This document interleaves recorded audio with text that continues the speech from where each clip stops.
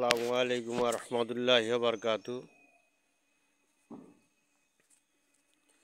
প্রিয় মুসল্লি ও সাথী ভাইয়েরা, আজ এক জুমার দিন,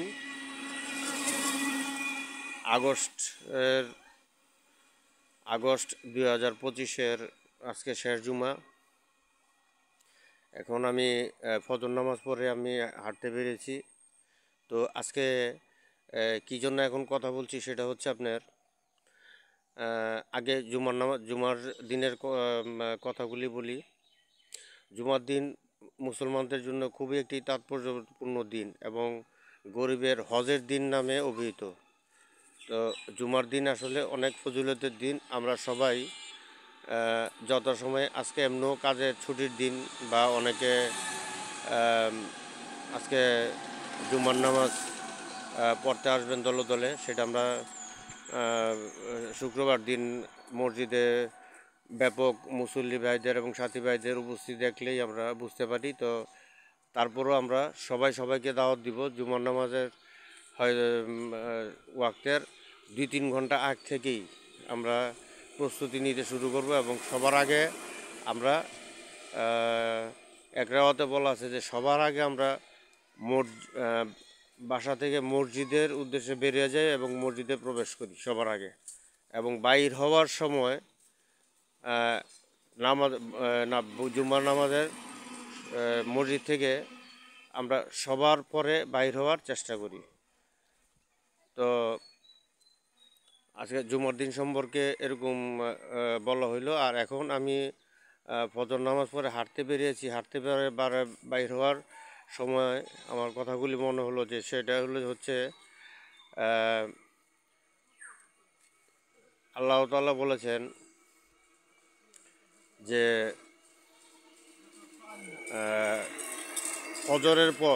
ফজরের পর তোমরা দুনিয়ার জমিনে ছড়িয়ে পড়ো অর্থাৎ হাঁটাহাঁটি করো, বা এই ধরনের ব্যাখ্যা বিশ্লেষণ দেওয়া যাবে না। ছড়িয়ে পড়ার উদ্দেশ্য হচ্ছে তোমরা কর্মের উদ্দেশ্যে, কাজের উদ্দেশ্যে ছড়িয়ে পড়ার জন্য বলছে। ইতিমধ্যে শুনতে পাচ্ছেন এই যে গাড়ির আওয়াজ, মানুষ কিন্তু কাজে বেরিয়ে পড়েছে। তো এটার অর্থটা হচ্ছে, দুনিয়ার জমিনে ছড়িয়ে পড়ার অর্থ হচ্ছে যে কাজের উদ্দেশ্যে তোমরা বাহির হও। এই যে অনেকে আছে আপনার চাকরি করে ব্যাংকে, এটা সেটা ডায়াবেটিসের কারণে বা বিভিন্ন ধরনের ব্যায়াম করে, দৌড়াদৌড়ি করে, এই ধরনের জমিনে ছড়িয়ে পড়ার জন্য বা এই ধরনের কথা বলা, এটাতে বলা হয় না। জমিনের বুকে ছড়ায় পড়ো বলতে কাজের সন্ধানে বেরিয়ে পড়ো তোমরা। রিজিকের মালিক হচ্ছে আমার আল্লাহ, রিজিকের মালিক স্বয়ং আল্লাহ নিজে। তো আমরা এই জন্য আমরা আমি এই কথাগুলি বললাম জমিনে ছড়িয়ে পড়ার উদ্দেশ্য। আমারও আজকে নির্দিষ্ট কোনো কাজ নেই, তবে আমি ছড়িয়ে পড়েছি। উপরওয়ালা আল্লাহ তাআলা হয়তো কোনো কাজের ব্যবস্থা করে দিতে পারেন বা কোনো নির্দিষ্ট কাজকর্মের ব্যবস্থা হতে পারে। তো রিজিকের মালিক আল্লাহ, সেটি সবচেয়ে বড় কথা। আর উনি সৃষ্টি করেছেন 18,000 মাখলুকাতের খাবারের ব্যবস্থা, রিজিকের ব্যবস্থা যদি উনি করতে পারেন, তাহলে আমার মতো একজন বা আপনার আমার মতো এই সৃষ্টির সেরা জীব মানুষেরও রিজিকের ব্যবস্থা এবং কাজের ব্যবস্থা উনি করবেন ইনশাল্লাহ। তো আমরা এই কথাগুলি আমল করার চেষ্টা করি, নিয়মিত ফজর নামাজ পড়ার চেষ্টা করি। দেখবেন এই রিজিকের পেরেশানি, কাজের পেরেশানি ইনশাল্লাহ উনি দূর করে দিবেন। উনি এত কষ্ট করে তো সৃষ্টি করেছেন আমাদের, ওনার কি আমাদের প্রতি কি দয়া মায়া নাই যে উনি আমাদের এগুলির ব্যবস্থা করবেন না? অবশ্যই ব্যবস্থা করবেন। ইমান এবং একিনের সহিত আমরা নামাজ সালাত আদায় করি। ফজরের ওয়াক্ত চলে যায় অবস্থা।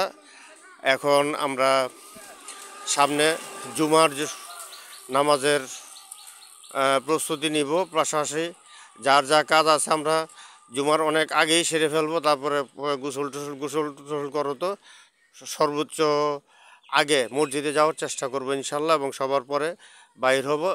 এই বলে আমি আমার আজকের আহ, বক্তব্য শেষ করছি। সবার কাছে আমি আমার জন্য দোয়া চাইতে চাই। আমি